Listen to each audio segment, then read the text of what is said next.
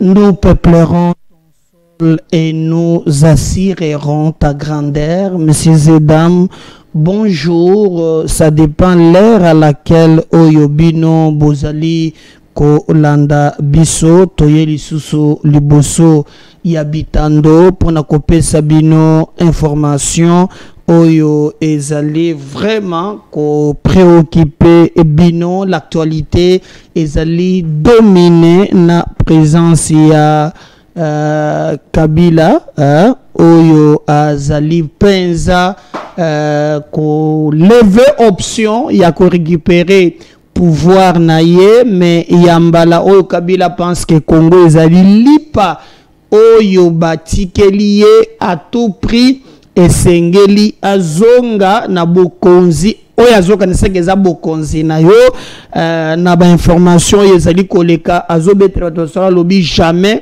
ya kotika la boyete esengeli asala pele wala Kagame asali, et même dans son entourage balobi azozonga yambaloyo akumba biso manu militarum po asalobi na batu na ye ke non ngai naza militaire na kozonga ka lisusu na bokonzi na nzela ya ba militaire tokoyeba Joseph Kabila aza wapi bokoyeba e nini na Goma musala zana kati ya kosala bokoyeba yango mokolo ya lelo. Constant Mutamba ba autoriser procureur pour te entendre ye awa tozali koloba procureur le sous près la cour de cassation akei pe asengi alobi esengeli balandela ye makambo mibale ya musolo eza à part, mais mususu pe ezolanda ye ezali à part na oyo etali maloba oyo ye alobaki po ya alobi procureur ango vonde ye moko aza mutu ya kanyaka azwi pe musolo asombaka bandako ya minene na poto ye pe instruisa ye eza malamu te aya ko entendre ye. Donc lubilu nono ezo yebana te nani ezoli kokende wapi alobi Mutamba komeko lendela ye pona makambo oyo ezali mibale. Mais bobo sanate Nicolas Kazadi yepe elandiye balobi Nicolas Kazadi papa Tito esengeli nde bato suba benga kaya kumanita papa Tito te bande bapesa ka batu kombo procureur alobi esengeli alandela Nicolas Kazadi. Le karma existe, donc yepe aya mayenini bakolandela Nicolas. Procureur alobi bolongolela ngaye ba imilite Kazadi ya kosamba webi Kazadi abimaki ya wana lolende nyonso na arrogance na mboka na biso bako tango na makambo ya musolo okome okututaka tolo soki mbongo ebimi to partager nano après nde toka ko réfléchir babengi ni ye aya pe ayebisa biso mbongo na biso ya forage ezali wapi. Namoni tozana ndeko moko ko yamba balanga nzembo kala mingi te Willy Musheni kodi ya mboka lokolanga loka député wane wa okolanga pe na assemblée o bomoni kodi ya mboka yoyo Willy Musheni kodi ya mboka nzoko comprendre kate ba mbonga musu azalaki o soki zolo soki ya mbwa miyoye bimaka soki ndengelini ayoka na kalisusu te. Tozaka na mususu awa docteur des intelligents biso ba ignorant de le docteur des ignorants ye docteur na biso ba ignorant bokinde makambo ekomelaki ye siko oyo aza awa bokolanda na makambo ya Mutamba balobi ye pe ana nzela wana yako komona kaka batu code ya mboka eutaka na code nini code ya sous-sol mboka moyi obi bamboka muso ezalaka so muto zoto ngata banda ko bakotuna même na kato yango ya salaka musala nini oye ko permettre ya tongata bote e pas biso ezalaka te tokolala kaka boye un individuel mukina tongo abandi ko buka azotonga partout okotala lifuti na ye Na oyo ya zo ezo kokana te. Na tu soda bafuta kaye combien? Na mboka na biso. Mais nous avons dit dans ce pays, généralement quoi le bio, il y a 100 millions avec club, 100 millions de dollars. J'ai mis 100, boyo bafuta ko combien? On t'a na mutuna zata? Est-ce que wabaka kena mboka na biso, muto ya za numéro 1, le plus grand forestier, à sa général? Comment oko ndima makambune ozo comprendre ngo sans ndenge za l'élité. Donc il musheni obino bolobaka code ya mboka code ya mboka aza pe na makambu oyo ezoleka ya bambongo monsieur. Bayemba yango balanga nzemu ho bongo utaka wapi?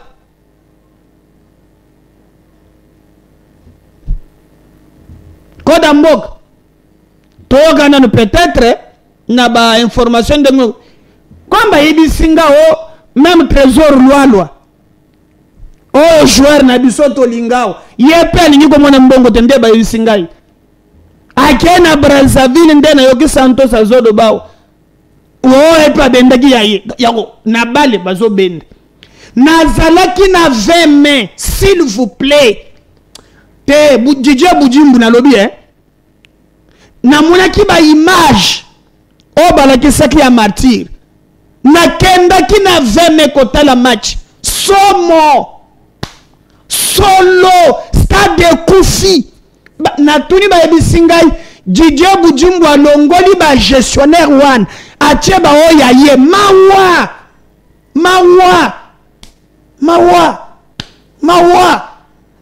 na 20 mains kocha solo te masuba na Milan puis entrée ba gestionnaire Didier Bujimbu le génie blanc comme un génie noir pour côté wana zéro et l'égalité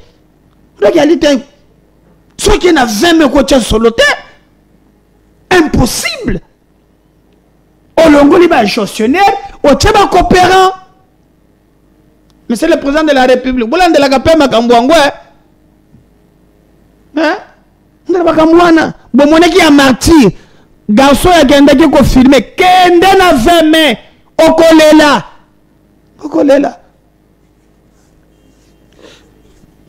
tokolo bandeli ezamboka na biso photo to bundela yango po passe eleki Kabila Joseph azana Goma bokomona Kabila abandi ko sala lukuta ndenge azali kolinga koyamba batu. Je vais vous laisser suivre moi extrait ozui azola ba chef coutumier nzoka azana mboji azo préparé tango Kabila komi na Goma eloko liboso asali akena centre ya Rumangabo place bazali ko entraîner ba militaire selon les informations tozui batu mususu pe basultani Makenga et les autres baza d'accord na Kabila te. Oui, Kabila aye parce que Kagame veut se sauver. Kagame a lembi ba pression eleki na bokolanda ministre mokaza pe wazalendo dans cette émission bokoyoka. Mais je vais vous laisser suivre extrait na ye na Goma botala ndenga zalaki.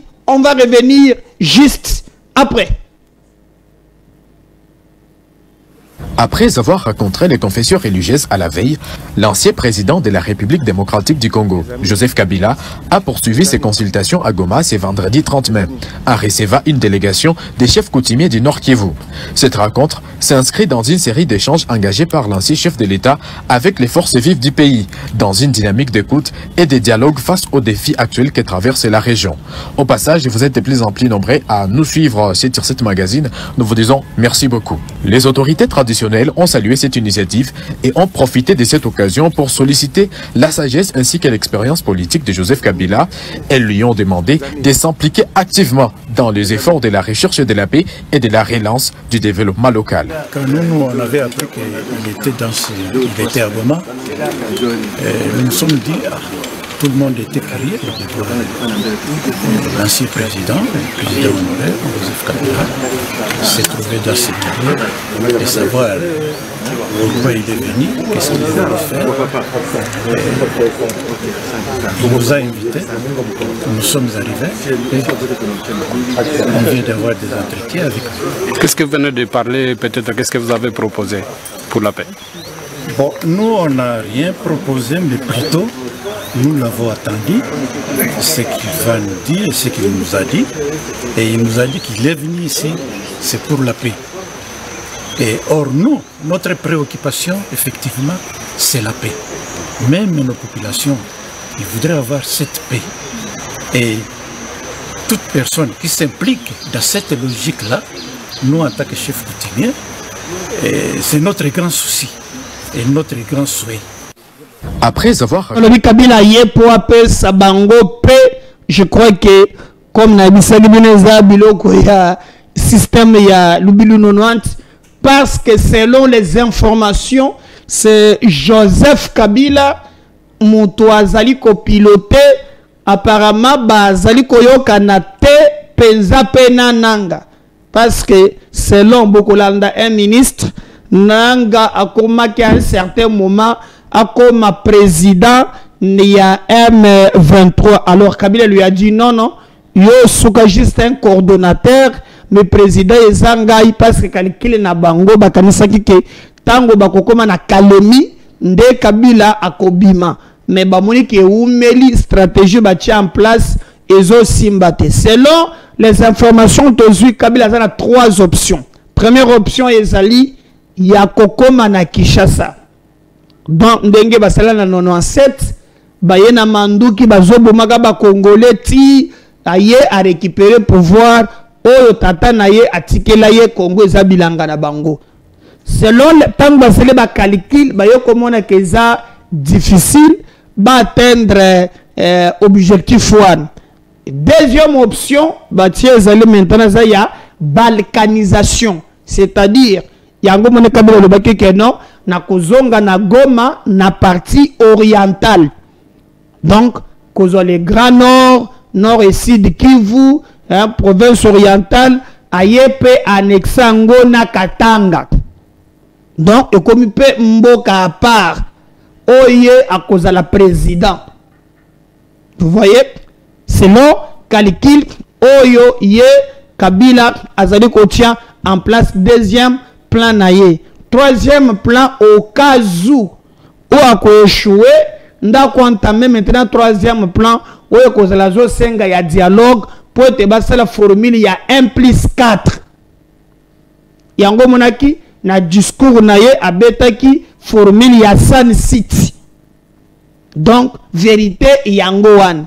Le reste eza manipulation bazali koko sabatu. Donc sengeli boye ba yango très bien. Mais selon ba information Bayeba travailler na Kabila d'ailleurs, il y a un député national, ou un ministre maintenant, qui nous fait cette révélation pour nous dire non, bomi tongisa mingite, banda kala se Kabila, mutuazali ko kamba et nous faire décès, mais en même temps, azali ko utiliser couloir pour na kota la mayemalobi na ngambo ya FARDC. Donc nyonso wana penza et Zaliko bima net moi kokoso mais le ministre confirme à lobby et zana mutwa yebi makambu ya Kabila te koloba ikoleka ye et zana mutwa yebi makambu en profondeur te parce que ye azalaki député, il a participé na biloko na niveau ya Nord Kivu. Pour lui Kabila, c'est celui qui veut mettre notre pays à genoux. Mais parce que TV et la radio te na kokozonga na technique kuna et pas je don elima zali tokende tolanda na bino boyoka musala Kabila sala pas de continuer ko sala tango bato bazali penza distrait. Ensuite ça on va revenir juste après. Je suis à 7 km de Bukungu, à un endroit qu'on appelle Mission Akala. Et là, je suis en train de faire l'inspection des voies navigables. Comme vous le savez, nous avons commencé un programme qui est le complément du programme des 145 territoires, dans ces provinces oubliées, longtemps oubliées. D'ailleurs, l'homme qui fait trop de bruit à Goma, là, c'est l'homme qui a fait 18 ans dans ce pays. Et il y a des endroits, des coins de ce pays où les gens n'ont jamais vu les véhicules, les routes sont oubliées, il n'y a pas de voies navigables. Ils n'ont aucune possibilité de pouvoir accéder. Mais je voudrais effectivement répondre aux questions des gens qui parlent par-ci, par-là des discours de Kabila et de sa présence à Goma. Je voudrais effectivement profiter de ce moment pour leur dire qu'il n'y a pas un grand témoin oculaire de ce qu'il a fait comme moi. Le 13 août 2013, j'ai été arrêté après une émission à la radio de Magloire Palouk pour avoir dit que le FRDC et le M23 avaient un seul commandant qui s'appelait Joseph Kabila. On m'a condamné à 3 ans de prison pour faux bruit. Mais je crois qu'aujourd'hui, les juges qui m'ont condamné se rendent compte que j'avais raison. C'est effectivement lui qui était déjà à cet temps-là le commandant du M23 et au même moment le commandant des FARDC. Par cette duplicité qui a duré plus de 18 ans, il a réussi à faire filtrer notre armée de bout à bout, de telle manière que nous sommes incapables de gagner la guerre. Il est allé trop loin, puisque dans les récents affrontements, il appelait individuellement des officiers qui lui sont encore fidèles pour qu'ils puissent saboter les efforts du chef de l'État, notamment en abandonnant des villages tout entiers et des villes entre les mains des rebelles. Donc depuis longtemps, la rébellion du M23 a comme commandant suprême Joseph Kabila.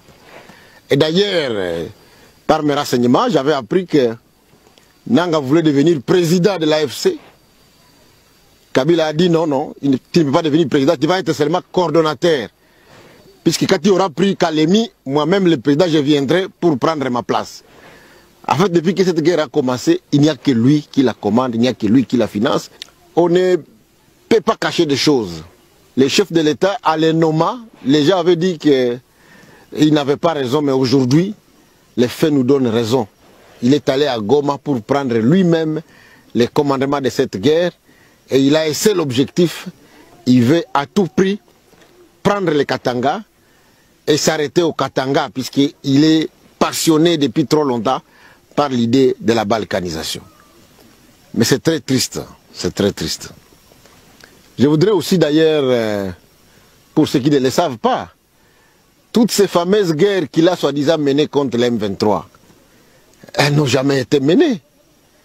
Nous avons été menés sur toutes les batailles, et même quand Mamadou Ndala, notre oncle de Wamba, et le général Baouma, notre oncle aussi de Isangi, lorsqu'ils ont décidé de mettre fin à cette guerre, ils ont fermé leur téléphone.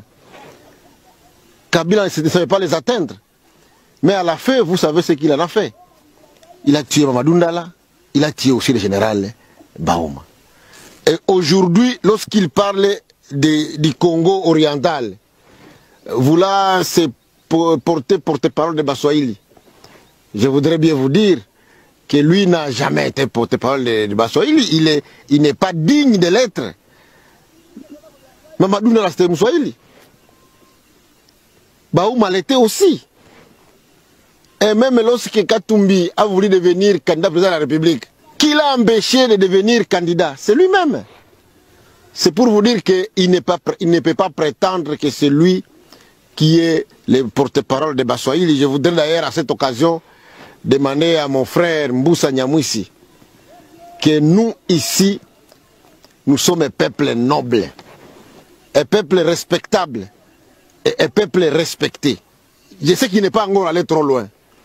Je voudrais vraiment lui demander d'arrêter d'appuyer Kabila. Kabila le trompe. Ce qu'il lui a fait avant-hier, il le lui fera encore aujourd'hui. C'est un ennemi de la République, il faut le traiter comme tel. Tous ceux qui sont en train de prétendre qu'il va les aider, je crois qu'ils se trompent. Je voudrais d'ailleurs enfin vous dire que nous avons choisi de défendre la patrie. Nous sommes des patriotes, nous sommes des Wazalendo. C'est grâce aux Wazalendo que Uvira n'est pas tombé, c'est grâce aux Wazalendo que le front n'est pas allé dans les Tanganyika et dans les Katanga. Malgré le fait qu'il y a certains qui essayent de saper l'image des Wazalendo, il y a certains d'entre nous qui affament les Wazalendo. Mais les Wazalendo ont choisi de se battre pour leur terre, pour leur pays. Nous allons continuer notre combat. Et je voudrais dire aux Gomatraciers, à tous les Wazalendo de Goma, que Kabila, le bourreau de la République, ne doit pas trouver sommeil dans la ville de Goma. Il ne doit pas trouver sommeil. Il faut absolument l'empêcher de se promener dans cette ville, puisqu'il a un plan machiavélique. Il nous a volé 18 ans en train de faire la complicité avec les services rwandais. Il est arrivé à vendre certains des titres miniers appartenant à la RDC au Rwanda et à des officiers rwandais, qu'est-ce que dans le Kivu, comme dans les Katanga, et il veut continuer sa lutte macabre. Nous allons rester derrière Tshisekedi pour les combattre. Je suis à 7 km de Bukungu, à un endroit qu'on appelle Mission Akara. Voilà, bon, on a tiré les vidéos pour comprendre, d'ailleurs, le langage, comment il changer. Pour comprendre que Mboussa Nyamwisi, ba makamona lobakia, oh tu causes la ministre à Kalate, nati Tshisekedi a nommé ministre d'intégration régionale. Mais na kolanda moninga na ye ya est, nzoka Mboussa Nyamwisi, yewana a commis déjà na Kabila, maintenant na se prononcer te. Toki même que président na conseil de ministres ya lobby. Bazoum Kanya ko dissoudre, ko retirer, même l'arrêter à fonctionnement, n'a pas parti wana. Même Mboussa Nyamwisi, a sali kaka communiqué non, ya zo senga dialogue, batuba solo la, mais déjà na koyoka, moninga na ye, pour yaza eli ya Goma, naza actuellement ministre, Muhindo Nzangi a lobby, Mboussa Nyamwisi, a commis que soutenir Kabila, maintenant qu'il y a Moussikate. Ça, c'est son collègue qui le dit. Ah, Congo Mboukanangaï. Mais ce qui vient de à Est, ressortissant, besoin que le peuple n'a pas mawate. On parle de millions de morts. On tue qu'on a la ministre qui vient aller en Kabila pour faire quoi? Et Kabila a tenté la manipulation, soi-disant. Lui a formé des militaires et qu'il a armé tribalisme et sali. Nous avons ya Kabila, batu ya Équateur, Kabila zolinga bangote. Ba militaire, nous avons un colonel, Kabila manipulateur, qui vient de leur cosa. Celui qui prétend défendre le Swahili, parler du tribalisme. Ensuite, on va revenir juste après. Soki a solo olingi batu ndenge alobaki ya yebi armée a commanda biso a mema biso na bitumbango wapi mema biso bon azali commandant suprême on accepte oh il est militaire il va mourir pour la patrie muninga na yo soda azwi likama oyebi eskala la kate oyebi eskavanda kate akufisi soda tribalisme pana biso ezata muke te okokosa tribalisme bon naboyi koloba makambo ya tribalisme mpo soki na tuni komanda moko awa aloba atala commandement ya epoke wana na commandement oyo ya lelo tokoki kokompare soki ah, boyoki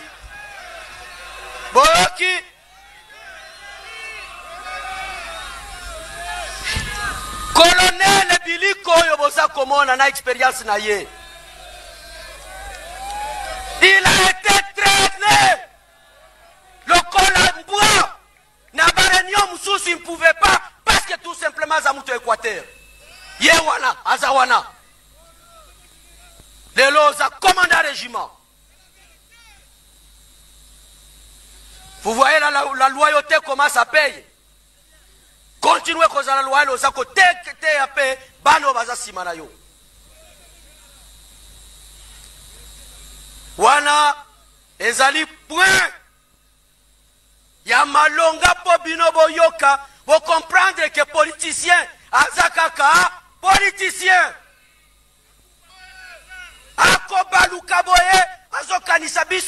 Nous sommes dit, nous avons beaucoup d'éléments sous Tokolobawa, Tokolobatamukete. Alors ils doivent arrêter.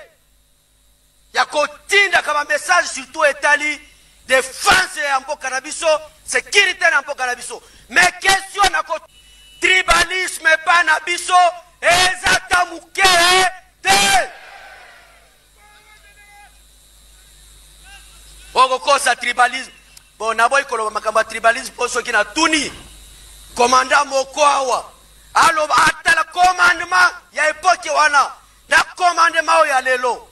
Toyi ko comparer ceux qui boyoki. Boyoki.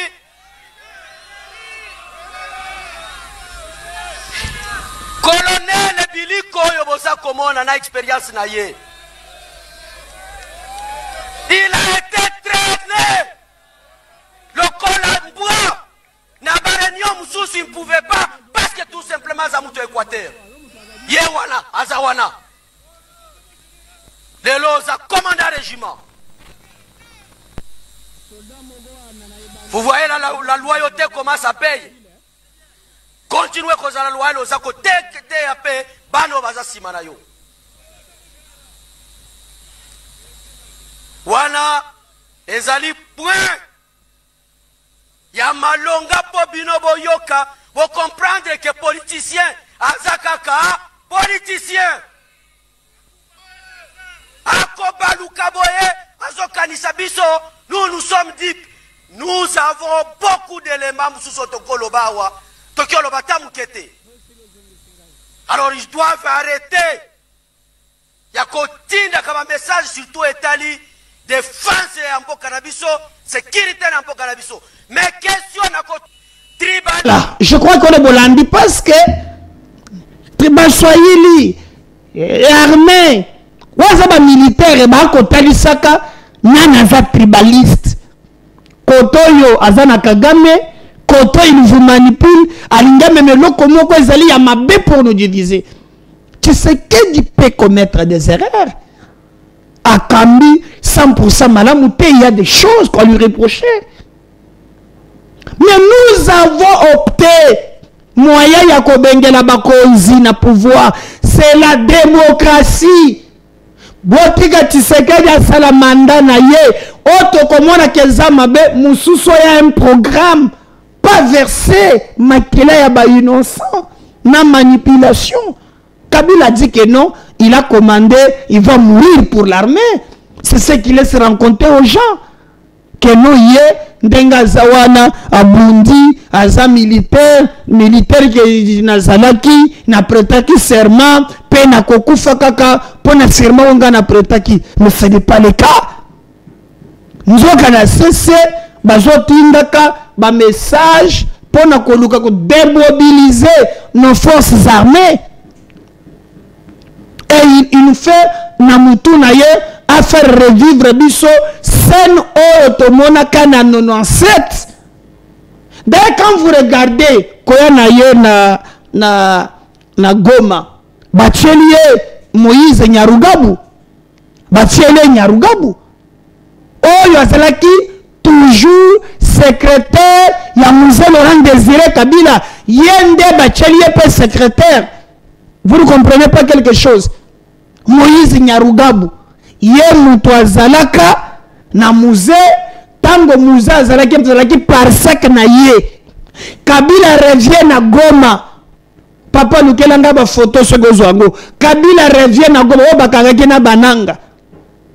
Okomona ke na délégation wana, mutu azali peut ko faire partir comme parsec, c'est toujours les mêmes personnes.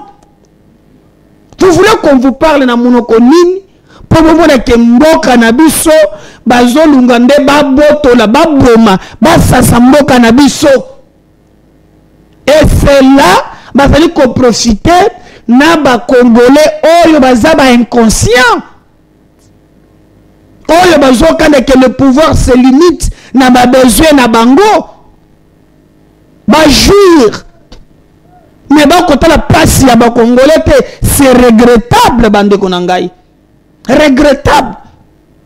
Kabila a dit qu'il a formé l'armée. Tout le monde d'abord bande avant de voir la photo. Ensuite d'abord, ce jour garde républicaine sur la formation. On va revenir juste après.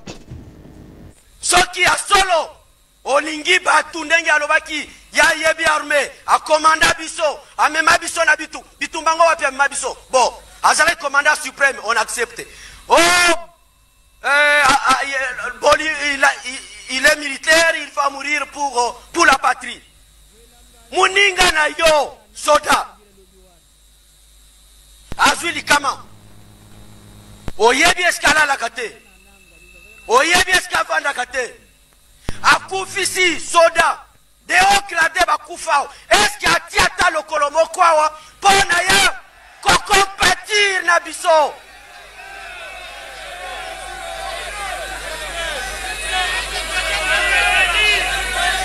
Pendant tout son temps de règne. Atikala kokota na kacha chete atamu kolomo kote.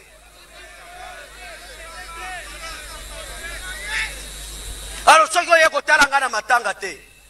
Soki tango ya pasi nazali komona yo te. Yebisa en quoi nous sommes amis? En quoi?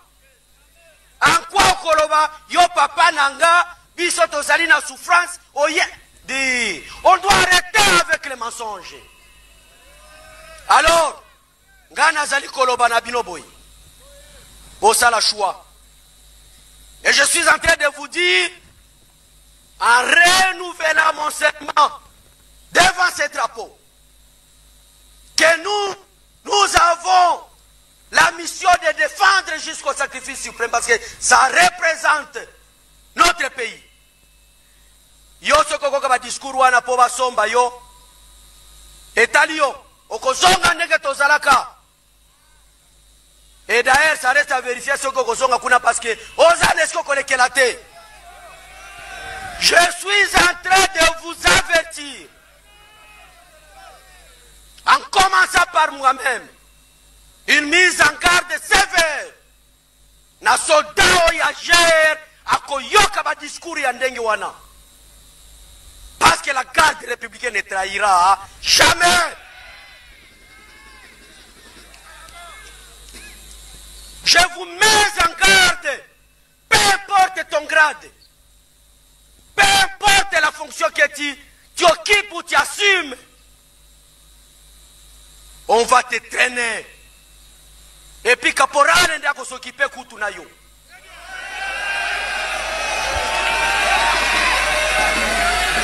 Soki a solo, olingi batundenge alobaki ya yebi armée, a commanda biso, a mema biso na bitu, bitumbango wapi a mema biso. Bon, azale commandant suprême, on accepte.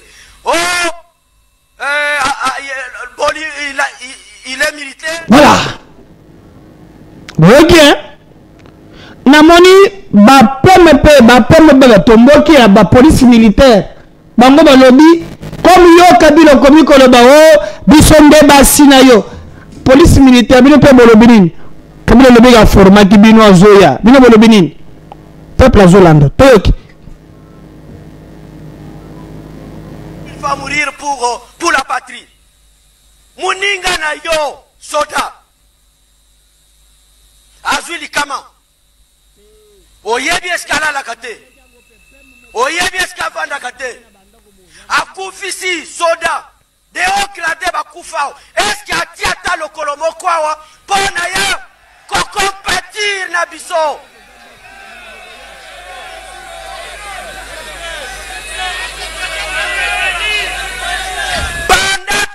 Son temps de règne. Atikala kokota na kacha chete atamu kolomo kote.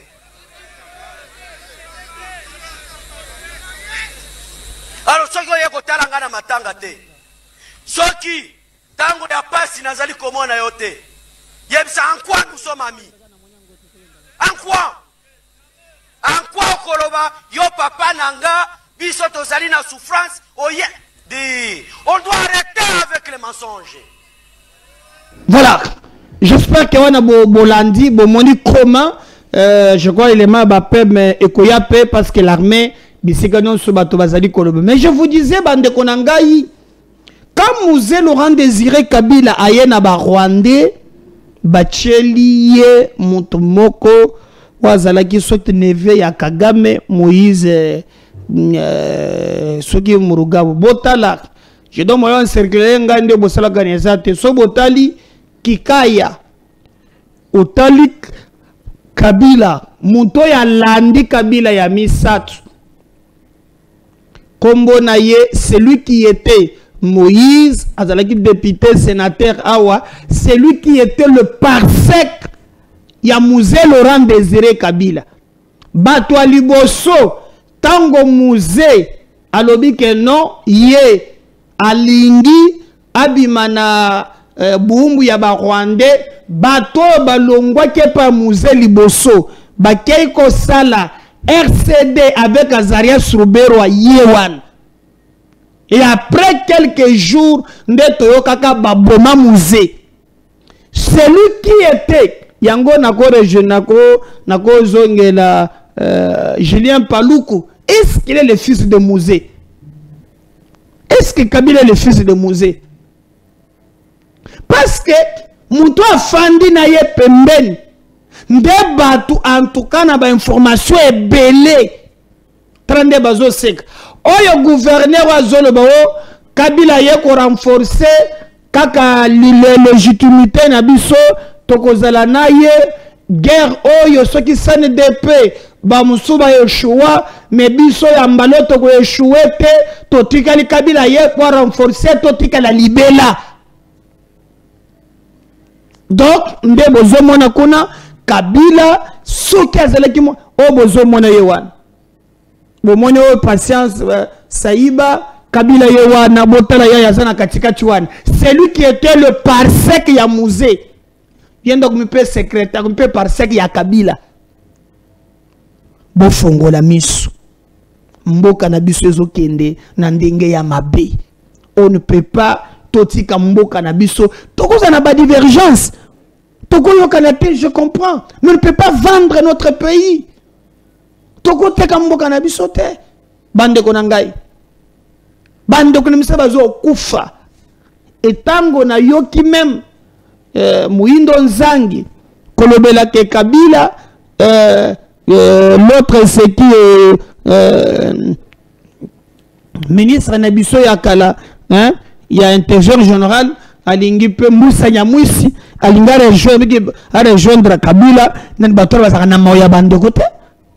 Donc ye wana boyeba asalaki parsec ya Mouzé Laurent Désiré Kabila batu aliboso balongwa na Rubero bakosa la RCD bango wana soki ozokisanga na mesa tala na mesa oyo Kabila zakuna c'est lui muto azali na table ya négociation ndenge bazali ko solola na ba M23 eza passe eza mobande konangai toza une obligation ya ko défendre mboka na biso.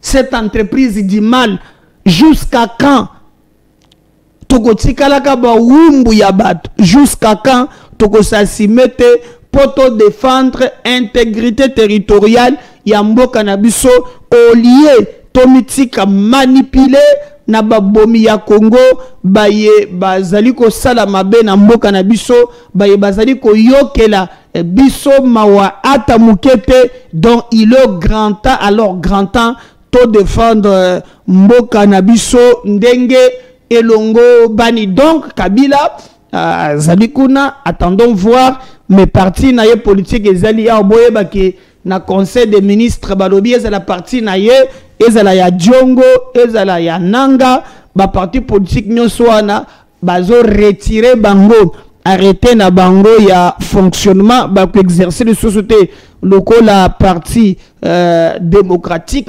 RCD Kamel yenan penza ba tangi était comme tel ouvertement mais na kolanda ba témoignage ya Muindo Zangi yepe a commis déjà na liste ya bato oyo bazolinga makila ya ba Congolais etanga et nous regrettons beaucoup pour na ba acte